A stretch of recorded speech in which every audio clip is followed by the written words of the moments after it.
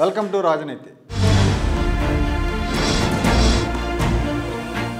ఆంధ్రప్రదేశ్లోని 13 జిల్లాల్లో రాజనీతి చేస్తున్న సర్వేల్లో భాగంగా ఉమ్మడి నెల్లూరు జిల్లాలో నిర్వహించిన సర్వే వివరాలు ఇప్పుడు మీ ముందుకు తీసుకొస్తున్నాను. గతంలో అనంతపురం, ప్రకాశం, గుంటూరు జిల్లాలకు సంబంధించిన సర్వే మీ ముందు ఉంచాం. కోస్తాంధ్రలో నెల్లూరు రాజకీయంగా చాలా చైతన్యవంతమైన జిల్లా. ఈ జిల్లా నుంచి ఇద్దరు ముఖ్యమంత్రి పదవిని చేపట్టారు. 1955-56లో బెజవాడ గోపాల్ రెడ్డి, 1990 నుంచి 92 వరకు నేదురుమల్లి జనార్దన్ రెడ్డి ఆంధ్ర రాష్ట్ర ముఖ్యమంత్రులుగా పనిచేశారు. ఈ జిల్లాలో ఒకప్పుడు రాజకీయ కుటుంబాల పెత్తనం ఉండేది. ఆనం కుటుంబం, నల్లపరెడ్డి, నేదురుమల్లి కుటుంబాల ఆధిపత్యం ఉండేది. ఈ కుటుంబాలకు చెందిన నేతలే జిల్లా రాజకీయాలను శాసిస్తూ ఉండేవారు. అయితే గత 10 ఏళ్లుగా పరిస్థితుల్లో మార్పులు వచ్చాయి. జిల్లా రాజకీయాల్లో ఈ కుటుంబాల ప్రాధాన్యత తగ్గిపోయింది. 1999 ఎన్నికల తర్వాత నెల్లూరు జిల్లాలో తెలుగుదేశం పార్టీ ఆధిక్యత కూడా తగ్గిపోయింది. 2004లో నెల్లూరు జిల్లాని కాంగ్రెస్ స్వీప్ చేస్తే 2009లో టీడీపీకి 5, కాంగ్రెస్కు 4 స్థానాలు వచ్చాయి. 2014లో రాష్ట్రంలో తెలుగుదేశం గెలిచినప్పటికీ నెల్లూరు జిల్లాలో కేవలం 3 సీట్లు మాత్రమే గెలుచుకుంది. వైఎస్ఆర్ కాంగ్రెస్ పార్టీ 7 సీట్లు గెలిచింది. 2019 ఎన్నికల్లో అయితే YSR Congress party clean sweep చేసింది. తెలుగుదేశం 1 స్థానంలో కూడా గెలవలేదు. ఇప్పుడు ఎన్నికలు వస్తే ఏ పార్టీ పరిస్థితి ఏంటని రాజనీతి సర్వే నిర్వహించింది. ఈ సర్వే డిసెంబర్ 1 నుంచి 20వ తేదీలోపు నిర్వహించాం. తెలుగుదేశం, జనసేనలను కలిపి ఒక కూటమిగా, వైసీపీని మరో పార్టీగా జనాభిప్రాయం తెలుసుకున్నాం. జిల్లాలోని 10 నియోజకవర్గాల్లో వివిధ వర్గాలు, ఏజ్ గ్రూపులకు చెందిన వాళ్ళ అభిప్రాయాలు తీసుకున్నాం. ఒక్కో నియోజకవర్గం నుంచి 200 మందిని కాంటాక్ట్ చేసి వాళ్ళు ఏ పార్టీకి ఓటేస్తారో తెలుసుకున్నాం. దీంతో పాటుగా కొంతమంది ఇన్ఫ్లుయెన్సర్లు, రాజకీయ పరిశీలకులు, జర్నలిస్టుల ఒపీనియన్స్ కూడా తెలుసుకొని వాటన్నిటినీ క్రోడీకరించి ఈ సర్వే ఫలితాలు విడుదల చేస్తున్నాం. జిల్లాలో ఎక్కువ మంది ఎమ్మెల్యేల మీద అవినీతి ఆరోపణలు ఉన్నాయి. ఎమ్మెల్యేల మీద వ్యతిరేకత కూడా బాగా ఉంది. వైసీపీ నుంచి గెలిచిన ఎమ్మెల్యేల్లో 3 ఇప్పుడు ఆ పార్టీకి గుడ్ బై చెప్పారు. వెంకటగిరి ఎమ్మెల్యే మాజీ మంత్రి Anam Ramanarayana Reddy, Nellore rural MLA Kotamreddy Sridhar Reddy, Udayagiri MLA Mekapati Chandrasekhar Reddy YSR Congress పార్టీని వీడి టీడీపీలో చేరారు. ఒక రకంగా చెప్పాలంటే వీళ్ళు టీడీపీలో చేరాకే జిల్లాలో టీడీపీకి జోష్ వచ్చింది. టీడీపీలో పాత నేతలైన సోమిరెడ్డి చంద్రమోహన్ రెడ్డి, బేదా రవిచంద్ర వంటి వారి మీద కార్యకర్తల్లో సదభిప్రాయం లేదు, అసంతృప్తి ఉంది. ముఖ్యంగా సోమిరెడ్డి కార్యకర్తలను పట్టించుకోరన్న అపవాదం ఉంది. సర్వేలో పాల్గొన్న చాలామంది ఇదే విషయాన్ని చెప్పారు. ఒకప్పుడు నిత్యం వచ్చేపోయే పార్టీ కార్యకర్తలతో కలకలలాడిన నెల్లూరు టీడీపీ కార్యాలయం గత 4-5 ఏళ్లుగా వెలవలబోతోందని చెప్పారు. అయితే రాష్ట్ర వ్యాప్తంగా జగన్మోహన్ రెడ్డి ప్రభుత్వం మీద వచ్చిన వ్యతిరేకత ఈ జిల్లాలో కూడా కనిపిస్తోంది. నెల్లూరు రెడ్లు రాజకీయాలను అంచనా వేయటంలో, ప్రజానాడి ఎలా ఉంటుందో పసిగట్టడంలో ముందుంటారని ఒక నానుడు ఉంది. నెల్లూరులో ఇప్పుడు అదే జరుగుతోంది. చాలామంది నేతలు టీడీపీ వైపు చూస్తున్నారు. జిల్లాలో మొత్తం 10 నియోజకవర్గాలు ఉంటే అందులో 2 ఎస్సీ రిజర్వ్డ్ నియోజకవర్గాలు. రాజనీతి సర్వే ప్రకారం 10 నియోజకవర్గాల్లో 6 స్థానాల్లో టీడీపీ జనసేన కూటమి ఆధిక్యంలో ఉంది. 3 స్థానాల్లో వైసీపీ ఆధిక్యంలో ఉంది. 1 స్థానంలో 2 పార్టీల మధ్య పోటాపోటీ పరిస్థితి ఉంది. నియోజకవర్గాల వారీగా ఇప్పుడు ఫలితాలు చూద్దాం. ముందుగా నెల్లూరు సిటీ చూద్దాం. నెల్లూరు సిటీలో ఇప్పటికిప్పుడు ఎన్నికలు జరిగితే టీడీపీ కూటమికి 50% ఓట్లు వస్తున్నాయి, వైసీపీకి 44, ఇతరులకు వేయాలనుకున్న వాళ్ళు, ఇంకా నిర్ణయించుకునే వాళ్ళు 6% ఉన్నారు. నెల్లూరు సిటీలో ఒకప్పుడు ఆనం కుటుంబ ఆధిపత్యం ఉండేది. ఆనం వివేకానందరెడ్డి ఇక్కడ మున్సిపల్ చైర్మన్గా చేశారు, ఎమ్మెల్యేగా కూడా చేశారు. 83లో ఈయన సోదరుడు ఆనం రామనారాయణ రెడ్డి కూడా ఎమ్మెల్యే అయ్యారు. ప్రస్తుతం ఇక్కడి నుంచి మాజీ మంత్రి పోలుబోయిన అనిల్ కుమార్ యాదవ్ ప్రాతినిధ్యం వహిస్తున్నారు. సీఎం జగన్కు వీర విధేయుడైన అనిల్ కుమార్ యాదవ్ మొదటి 3 ఏళ్లు కీలకమైన ఇరిగేషన్ మంత్రిత్వ శాఖను నిర్వహించారు. ఈయన గత ఎన్నికల్లో తెలుగుదేశం పార్టీ అగ్రనేత పొంగూరు నారాయణ మీద స్వల్ప మెజారిటీతో గెలిచారు. అయితే ఈయన ఆధిపత్య ధోరణి వల్ల వైసీపీలోని రెడ్డి సామాజిక వర్గానికి చెందిన నేతలంతా అసంతృప్తిగా, ఆగ్రహంగా ఉన్నారు. సొంత కమ్యూనిటీలో కూడా వ్యతిరేకత వచ్చింది. ఒక రకంగా చెప్పాలంటే ఇప్పుడు అనిల్ కుమార్ ఒంటరి అయ్యారు. దూకుడు కూడా తగ్గిపోయింది. గత ఎన్నికల్లో అనిల్ కుమార్ యాదవ్కు 47.5% ఓట్లు వస్తే తెలుగుదేశం ప్రత్యర్థి నారాయణకు 46% ఓట్లు వచ్చాయి. ఇద్దరి మధ్య 1.5% ఓట్ల తేడా ఉంది. ఇప్పుడు ఎన్నికలు జరిగితే వీళ్ళిద్దరు అభ్యర్థులుగా నిలబడితే ఈసారి టీడీపీ జనసేన కూటమికి ఆధిక్యత రాబోతోంది. మన రాజనీతి సర్వే ప్రకారం టీడీపీకి 50%, వైసీపీకి 44% ఓట్లు వస్తున్నాయి. గత ఎన్నికలతో పోలిస్తే టీడీపీ ఓట్లు 4% పెరుగుతున్నాయి, వైసీపీకి 3.5% తగ్గుతున్నాయి. ఇక్కడ తెలుగుదేశం కూటమికి 10,000కు పైన మెజారిటీ వచ్చే అవకాశం ఉంది. ఇక నెక్స్ట్ మనం నెల్లూరు రూరల్ నియోజకవర్గంలోకి వెళదాం. రూరల్ నియోజకవర్గంలో రాజనీతి సర్వే ప్రకారం ఇప్పుడు ఎన్నికలు జరిగితే టీడీపీ కూటమికి 50%, వైసీపీకి 43%, ఇంకా నిర్ణయించుకొని వాళ్ళు ఇతరులకు వేస్తా ఉన్నవాళ్ళు 7% మంది ఉన్నారు. 2009 నియోజకవర్గాల పునర్విభజనలో నెల్లూరు రూరల్ నియోజకవర్గం ఏర్పడింది. ఇక్కడ 2009 ఎన్నికల్లో ఆనం వివేకానందరెడ్డి కాంగ్రెస్ అభ్యర్థిగా గెలిచారు. 2014, 2019లో వైసీపీ నుంచి కోటంరెడ్డి శ్రీధర్ రెడ్డి గెలుపొందారు. 2019లో శ్రీధర్ రెడ్డికి 51.6% ఓట్లు వస్తే టీడీపీ అభ్యర్థి అబ్దుల్ అజీజ్కు 39% ఓట్లు వచ్చాయి. శ్రీధర్ రెడ్డికి 22,000కు పైగా మెజారిటీ వచ్చింది. 2019లో గెలుపొందిన తర్వాత శ్రీధర్ రెడ్డి అధికారం అండతో నియోజకవర్గంలో ప్రత్యర్థులను వెంటాడారు, తెలుగుదేశం కార్యకర్తలను వేధించారు, దాడులకు పాల్పడ్డారు. ఆయన స్వయంగా ఎండిఓ ఇంటి మీదకి వెళ్ళటం అప్పట్లో రాష్ట్ర వ్యాప్తంగా సంచలనం అయింది. అయితే ఆ తర్వాత కాలంలో ఆయన సైలెంట్ అయ్యారు. ఉపరాష్ట్రపతి వెంకయ్యనాయుడుకు నెల్లూరులో జరిగిన సన్మాన కార్యక్రమాన్ని వైసీపీ అనధికారికంగా బహిష్కరించినప్పటికీ కొంతమంది వైసీపీ నాయకులు దీనికి హాజరయ్యారు. శ్రీధర్ రెడ్డి వాళ్ళలో ముఖ్యుడు. కనీ విని ఎరుగని రీతిలో నెల్లూరులో వెంకయ్యకు ఘనస్వాగతం పలికి జగన్ నిషేధాజ్ఞలను ఉల్లంఘించారు శ్రీధర్ రెడ్డి. అలాగే అమరావతి రైతులకు కూడా సంఘీభావం తెలిపారు శ్రీధర్ రెడ్డి. ఆ తర్వాత కాలంలో జగన్తో దూరం మరింత పెరిగింది. చివరకు వైసీపీకి గుడ్ బై చెప్పి తెలుగుదేశం పార్టీకి జై కొట్టారు. రూరల్ నియోజకవర్గంలో శ్రీధర్ రెడ్డికి గట్టి పట్టుంది. అక్కడ వైసీపీ నుంచి ఎంపీ ఆదాల ప్రభాకర్ రెడ్డి బరిలోకి దిగొచ్చు అంటున్నారు. వీళ్ళిద్దరి మధ్య పోటీ జరిగితే శ్రీధర్ రెడ్డికి 50%, ఆదాల ప్రభాకర్ రెడ్డికి 43% ఓట్లు వచ్చే అవకాశం ఉంది. శ్రీధర్ రెడ్డి మెజారిటీ కూడా 10,000 దాటే అవకాశం ఉంది. ఇక తర్వాత సర్వేపల్లి నియోజకవర్గంలోకి వెళదాం. సర్వేపల్లి నియోజకవర్గంలో రాజనీతి సర్వే ప్రకారం ఇప్పటికిప్పుడు ఎన్నికలు జరిగితే టీడీపీ కూటమికి 44%, వైసీపీకి 49%, ఇతరులకు వేస్తా ఉన్నవాళ్ళు 7% ఉన్నారు. మొత్తం ఇక్కడ చూస్తే సర్వేపల్లిలో వైసీపీ ఆధిక్యత కనిపిస్తూ ఉంది.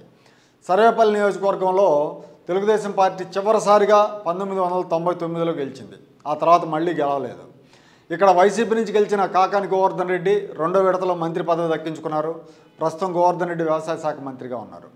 ప్రజలకు ఈయన నిత్యం అందుబాటులో ఉంటారు, సమస్యలను కూడా బాగా అటెండ్ అవుతారు. మంత్రి అయ్యాక నియోజకవర్గంలో ఇంకా స్ట్రాంగ్ అయ్యారు. కానీ గోవర్ధన్ రెడ్డి మీద అవినీతి ఆరోపణలు ఉన్నాయి. ఇక్కడ టీడీపీ ఇన్ఛార్జిగా మాజీ మంత్రి సోమిరెడ్డి చంద్రమోహన్ రెడ్డి ఉన్నారు. సోమిరెడ్డి చంద్రమోహన్ రెడ్డి వరుసగా 4 సార్లు ఇక్కడ ఈ నియోజకవర్గంలో ఓడిపోయారు.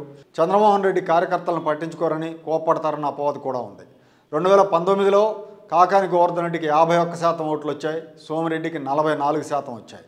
ఇప్పుడు ఎన్నికలు జరిగితే రాజనీతి సర్వే ప్రకారం వైసీపీకి 49%, టీడీపీ కూటమికి 44% ఓట్లు వచ్చే అవకాశం ఉంది. వైసీపీ ఓట్ల శాతం 2% తగ్గుతుంది. టీడీపీ గతంలో వచ్చిన ఓట్ల శాతమే వస్తుంది. 2% తగ్గినప్పటికి కూడా ఇక్కడ వైసీపీ ఆధిక్యతలో ఉంది. ఇక్కడ వైసీపీకి కూడా మెజారిటీ 7,000 మెజారిటీ వచ్చే అవకాశం ఉంది. ఇక తర్వాత వెంకటగిరి నియోజకవర్గంలోకి వెళ్దాం. వెంకటగిరి నియోజకవర్గం రాజనీతి సర్వే ప్రకారం వెంకటగిరి నియోజకవర్గంలో ఇప్పుడు ఎన్నికలు జరిగితే టీడీపీ కూటమికి 49% ఓట్లు వస్తున్నాయి, వైసీపీకి 45% వస్తున్నాయి, ఇతరులు ఇంకా నిర్ణయించుకునే వాళ్ళు 6% ఉన్నారు. ఈ వెంకటగిరి నియోజకవర్గంలో బీసీల ప్రాబల్యం ఉంది. చేనేత యాదవ సామాజిక వర్గాల ఓట్ బ్యాంక్ గణనీయంగా ఉంది. కమ్మారెడ్డి సామాజిక వర్గం ప్రభావం కూడా ఉంది. ప్రస్తుతం ఆనం రామనారాయణ రెడ్డి ప్రాతినిధ్యం వహిస్తున్నారు. కొంతకాలం క్రితం ఇక్కడ ఆనం రామనారాయణ రెడ్డి అధికార పార్టీ ఎమ్మెల్యేగా ఉన్నప్పటికీ మాజీ ముఖ్యమంత్రి నేదురుమల్లి జనార్దన్ రెడ్డి కుమారుడు రామ్ కుమార్ రెడ్డిని వైసీపీ ఇన్ఛార్జిగా నియమించింది. అప్పటికే ఆనం పార్టీ అధిష్టానం మీద అసంతృప్తితో తెలుగుదేశంతో టచ్లోకి వెళ్ళారు. ఈసారి ఇక్కడి నుంచి రామనారాయణ రెడ్డి పోటీ చేయకపోవచ్చని వార్తలు వస్తున్నాయి. తెలుగుదేశం నుంచి మాజీ ఎమ్మెల్యే రామకృష్ణ, వైసీపీ నుంచి రామ్ కుమార్ రెడ్డి పోటీ చేసే అవకాశాలు ఉన్నాయి. గతంలో 2019లో జరిగిన ఎన్నికల్లో ఇక్కడ వైసీపీకి 57% ఓట్లు వస్తే టీడీపీకి 37% మాత్రమే వచ్చాయి. రెండు పార్టీల మధ్య అంతరం 20% ఉంది. ఆనం రామనారాయణ రెడ్డి 39,000 ఓట్ల భారీ మెజారిటీతో గెలుపొందారు. ఈసారి ఆనం వర్గం తెలుగుదేశం పార్టీకి చేస్తుంది కాబట్టి ఇక్కడ తెలుగుదేశానికి విజయ అవకాశాలు ఉన్నాయి. రాజనీతి సర్వే ప్రకారం ఇప్పుడు ఎన్నికలు జరిగితే తెలుగుదేశం పార్టీకి 49%, వైసీపీకి 45% ఓట్లు వస్తున్నాయి. తెలుగుదేశం ఓట్లు 12% పెరుగుతున్నాయి. ఇక్కడ తెలుగుదేశం అభ్యర్థి 7-8 వేల ఓట్ల ఆధిక్యతతో గెలిచే అవకాశం ఉంది. గూడూరు నియోజకవర్గానికి వెళదాం. గూడూరు నియోజకవర్గం ఇది ఎస్సీ రిజర్వ్డ్ నియోజకవర్గం. ఇక్కడ రాజనీతి సర్వే ప్రకారం ఇప్పుడు ఎన్నికలు జరిగితే టీడీపీ కూటమికి 48%, వైసీపీకి 46%, ఇతరులు ఇంకా నిర్ణయించుకునే వాళ్ళు 6% ఉన్నారు. ఇక్కడ వైసీపీ నుంచి వరప్రసాద్ ఎమ్మెల్యేగా ఉన్నారు. 2014లో ఇక్కడ వైసీపీ నుంచి గెలిచిన పాసం సునీల్ కుమార్ ఆ తర్వాత కాలంలో టీడీపీలో చేరారు. 2019లో టీడీపీ నుంచి పోటీ చేసి ఓడిపోయారు. సునీల్ కుమార్ క్షేత్రస్థాయిలో కార్యకర్తలకు అందుబాటులో ఉంటూ పార్టీని బలోపేతం చేస్తున్నారు. వరప్రసాద్ మీద అవినీతి ఆరోపణలు ఉన్నాయి. తిరుపతి దర్శనం టిక్కెట్లు కూడా అమ్ముకుంటారని నెల్లూరు జిల్లాలో చెప్పుకుంటారు ఈయన గురించి. ఇందులో నిజమెంతో తెలియదు, కానీ జనంలో మాత్రం ఆయన క్యారెక్టర్ బాగా బ్యాడ్ అయింది. వైసీపీ అధిష్టానం ఈసారి వరప్రసాద్ని మార్చవచ్చని అంటున్నారు. 2019లో గూడూరులో వైసీపీకి 59.5% ఓట్లు వస్తే టీడీపీకి 35% మాత్రమే వచ్చాయి. వైసీపీ మెజారిటీ అప్పుడు 45,000. కానీ ఇప్పుడు ఎన్నికలు జరిగితే టీడీపీకి 48%, వైసీపీకి 46% ఓట్లు వస్తున్నాయి. టీడీపీకి గత ఎన్నికలతో పోలిస్తే 13% ఓట్లు పెరుగుతున్నాయి. ఇక్కడ టీడీపీ 4-5 వేల మెజారిటీతో గెలిచే అవకాశం ఉంది. ఇక గూడూరు తర్వాత నెక్స్ట్ సూళ్లూరుపేట నియోజకవర్గానికి వెళదాం. సూళ్లూరుపేట నియోజకవర్గం కూడా ఎస్సీ రిజర్వ్ నియోజకవర్గం. రాజనీతి సర్వే ప్రకారం ఇప్పుడు ఎన్నికలు జరిగితే తెలుగుదేశం జనసేన కూటమికి 41% ఓట్లు వస్తున్నాయి. వైసీపీకి 50% ఓట్లు వస్తున్నాయి. ఇతరులు ఇంకా నిర్ణయించుకునే వాళ్ళు 9% మంది ఉన్నారు. సూళ్లూరుపేట నియోజకవర్గంలో వైసీపీ నుంచి కిలివేటి సంజీవయ్య ఎమ్మెల్యేగా ప్రాతినిధ్యం వహిస్తున్నారు. ఈయన 2014లో కూడా గెలుపొందారు, 19లో గెలుపొందారు. సంజీవయ్య మీద పెద్దగా ఆరోపణలు లేవు, కానీ నియోజకవర్గంలో రెడ్డి సామాజిక వర్గానికి చెందిన నేతలతో సంజీవయ్యకి సఖ్యత లేదు. వీళ్ళంతా కూడా ఆయనకు టిక్కెట్ ఇవ్వొద్దని, ఇస్తే పార్టీ కోసం పనిచేయమని అధిష్టానానికి అల్టిమేటం జారీ చేస్తున్నారు. టీడీపీకి కూడా ఇక్కడ సరైన అభ్యర్థి లేడు. గతంలో పోటీ చేసి ఓడిపోయిన పరస రత్నం మీద కార్యకర్తల్లో వ్యతిరేకత ఉంది. టీడీపీ అభ్యర్థిని మారిస్తే పరిస్థితి కొంత మెరుగుపడవచ్చు అన్న అభిప్రాయం కూడా ఉంది. గత ఎన్నికల్లో వైసీపీకి 62% ఓట్లు వస్తే టీడీపీకి కేవలం 30% ఓట్లు మాత్రం వచ్చాయి. వైసీపీకి అత్యధికంగా 62,000 మెజారిటీ వచ్చింది.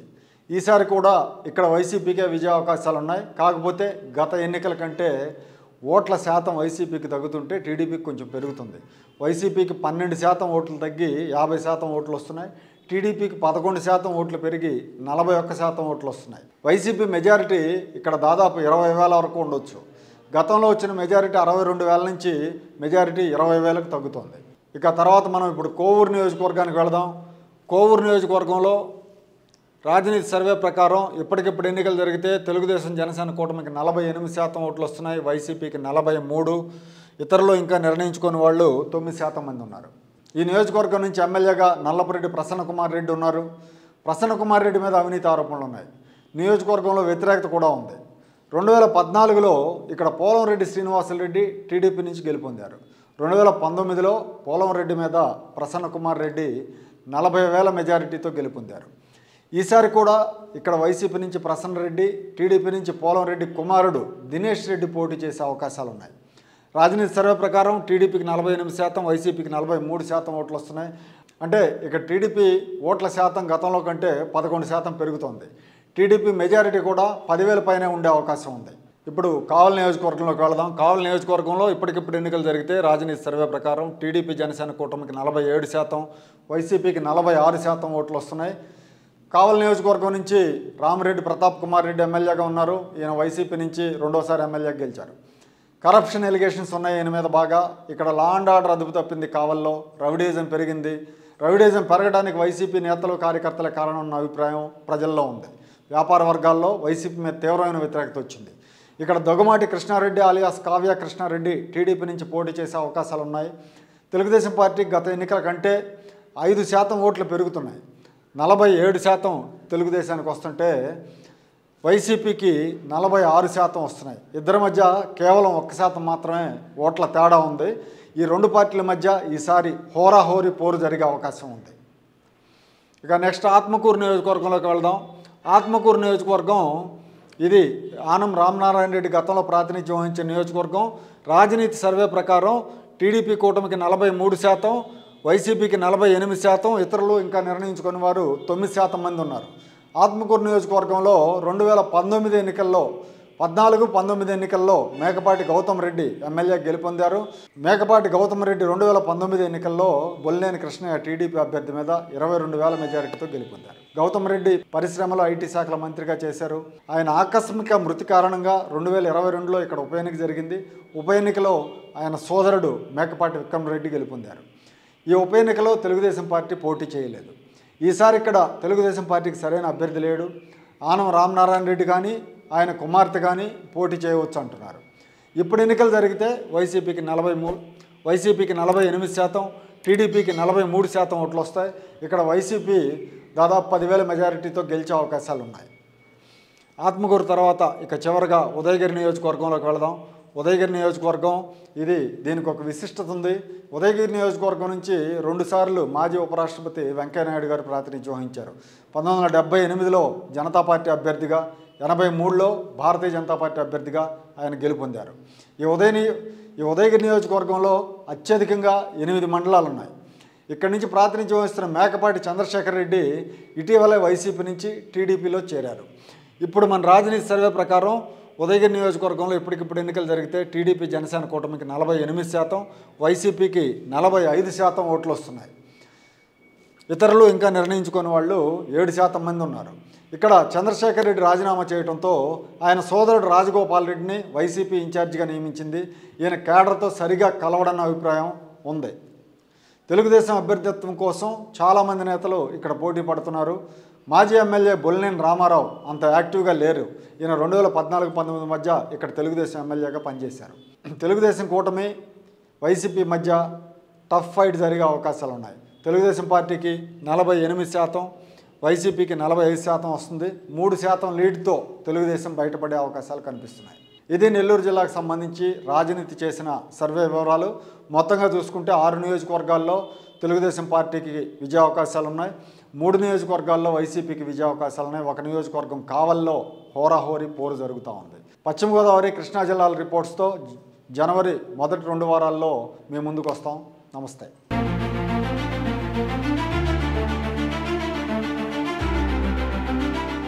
Like, share and subscribe to Rajaniti channel.